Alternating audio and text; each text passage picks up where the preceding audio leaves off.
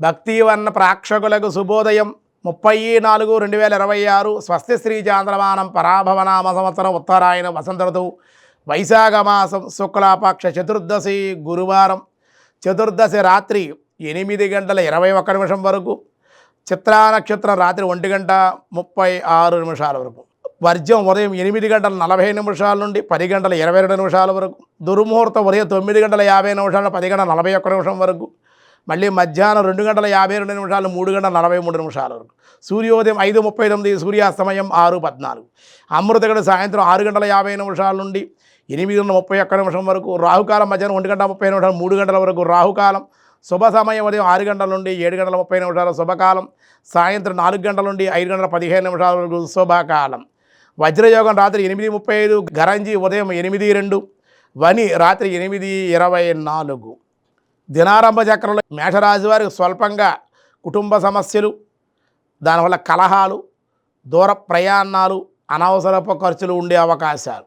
వృషభరాశి వృత్తి ఉద్యోగాల్లో మార్పులు, ధనలాభము, అనుకోని ఇబ్బందులు, దానివల్ల ఇబ్బందులు ఉన్నాయి. మిథున రాశి వారి వృత్తిలో అభివృద్ధి, అధిక శ్రమ, ప్రయాణాలు, అలసట కూడా ఉండే అవకాశం ఉంది. కర్కాటక రాశి వారు స్వల్పంగా అనారోగ్య సమస్యలు ఉన్నాయి. మీకు కూడా ధన వ్యయం ఉంది. మాట పట్టింపులకు పోకుండా ఉంటే అన్ని విధాలుగా మీకు అనుకూలం. సింహరాశి వారు మాతృపితృవర్గాల కలయిక, కుటుంబానందం, స్వల్ప ధనలాభాలు. కన్యారాశి వారి బంధువుల ద్వారా చేసిన రుణాలు ఏమన్నా తీర్చుట, నూతనమైన వస్త్రలాభాలు, అధిక ఖర్చులు కూడా ఆదాయం వచ్చినప్పటికీ కూడా ఖర్చులు కూడా అధికంగానే ఉండే అవకాశాలు ఉన్నాయి. తులారాశి వారి పుణ్యక్షేత్ర తీర్థయాత్ర దర్శనాలు, మానసిక ఆనందం అనుభవిస్తారు. వృశ్చిక రాశి వారు గృహంలో మార్పులు, సంతానం వల్ల శుభవార్తలు వినే అవకాశాలు, ధనవృద్ధి. ధనస్సు రాశి స్థిరాస్తుల విషయంలో సమస్యలు తీరుట, అభివృద్ధి, శుభకార్య లాభాలు కలిసి వస్తాయి. మకర రాశి వారి నూతన వాహన లాభాలు, కుటుంబ జీవితంలో మార్పులు ఉంటాయి. కుంభరాశి వారి బంధుమిత్రుల కలయిక, శుభకార్యాల్లో పాల్గొనే అవకాశం ఉంది. మీనరాశి వారికి విలువైన వస్తువులు, లాభాలు. ఈరోజు పనులన్నీ అనుకోకుండా పూర్తయ్యే అవకాశాలు. దేవాలయ దర్శనం చేస్తే కనుక మరింత మీకు అనుకూలంగా ఉంది. ఈరోజు నారసింహ జయంతి. నారసింహస్వామి వారు భక్తుడిని రక్షించడం కోసం, దుర్మార్గుడైన హిరణ్యకశిపుని సంహరించడం కోసం స్వామివారు శ్రీమత్పయోనిధి నికేతన చక్రపాణి భోగీంద్ర భోగమణి రంజిత పుణ్యమూర్తే యోగీశ శాశ్వత శరణ్య భవాబ్దిపోత లక్ష్మీ నృసింహ మమ దేహి కరావలంబం.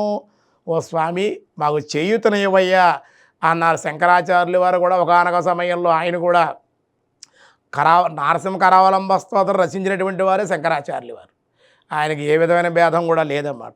అటువంటి ఆయన స్వామివారిని విశేషంగా స్తుతించారు ఎంతోమంది.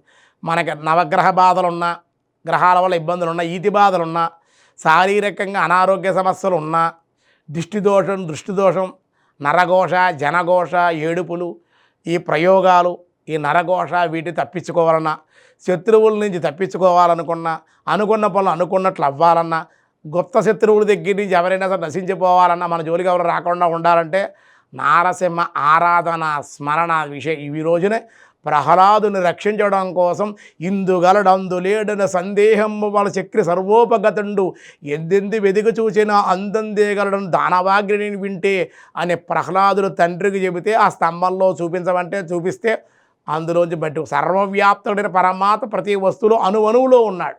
అటువంటి స్వామి ఆవిర్భవించాడు ఈవేళ. అందుకే నారసింహ జయంతి అన్న నారసింహ ఉద్భవం జరిగింది.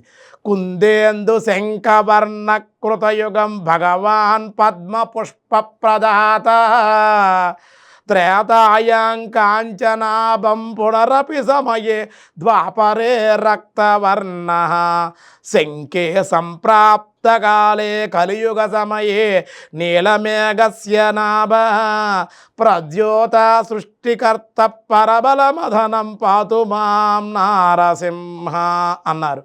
అటువంటి స్వామి నాసాగ్రం పీనకండం పరబలమదనం బద్ధ కేయూరహారం వజ్రం ద్రంష్ట్రాకరాల పరిమిత గణకం కోటి సూర్యాగ్ని తేజం గాంభీర్యం పింగళాక్షం భృగుడిత ముఖం కేశార్ధభాగం వందే భీమాట్టహాసం త్రిభువన విజయం పాతు మాం నారసింహ. ఆయన కృతయుగంలో పద్మవర్ణంలో ఉన్నట్ట, త్రేతల్లో కాంచ బంగారపు రంగులో ఉన్నట్ట స్వామి, ద్వాపర యుగంలో ఎర్రని రక్తవర్ణంలో ఉన్నాడు, కలియుగ సమయే నీలమేఘస్యనాభ నీలమేఘుడై దివ్యచందనాన్ని అలంకరించిన అటువంటి నారసింహస్వామి వారిని ఎవరైతే స్మరిస్తారో ఆరాధిస్తారో వాళ్ళ సర్వత్రా విజయమే, అపజయం అంటూ ఏది ఉండదు. ఏ పని మీద వెళ్ళాలన్నా పని పూర్తవుతుంది, సకల కార్యాలు దిగ్విజయంగా, సకల శత్రువులు నశిస్తారు, సర్వ గ్రహదోషాలు, సర్వ రోగ నివారణ, సకల పీడలు కూడా నారసింహస్వామి పేరు చెబితే చాలు భూత ప్రాత పిశాచాదులన్నీ కూడా భయపడి పారిపోతాయి. ఆంజనేయ స్వామి పేరు చెబితే దగ్గరికి వస్తాయి కానీ ఏమీ చేయవు. నారసింహస్వామి నామం ఎక్కడైతే వినపడుతుందో ఓం నృసింహాయ నమః నారసింహాయ నమః అని ఎవరైతే స్మరిస్తూ ఉంటారో అటువంటి స్వామిని ఎవరైతే ఆరాధిస్తారో, నవనారసింహ క్షేత్రాల్లో కూడా విశేషంగా ఈరోజు కళ్యాణోత్సవాలు బ్రహ్మోత్సవాలు ఎన్నో జరుగుతూ ఉంటాయి. వీలైతే నారసింహ క్షేత్రాలు నారసింహస్వామి వారు దర్శించడం, నారసింహ స్తోత్రపారణ, నారసింహ ఆరాధన చేయడం వల్ల అన్ని విధాలుగా మీకు అనుకూలంగా ఉంటుంది. ఈరోజు అన్ని కార్యాలకి అనుకూలం అని చెప్పబడుతుంది.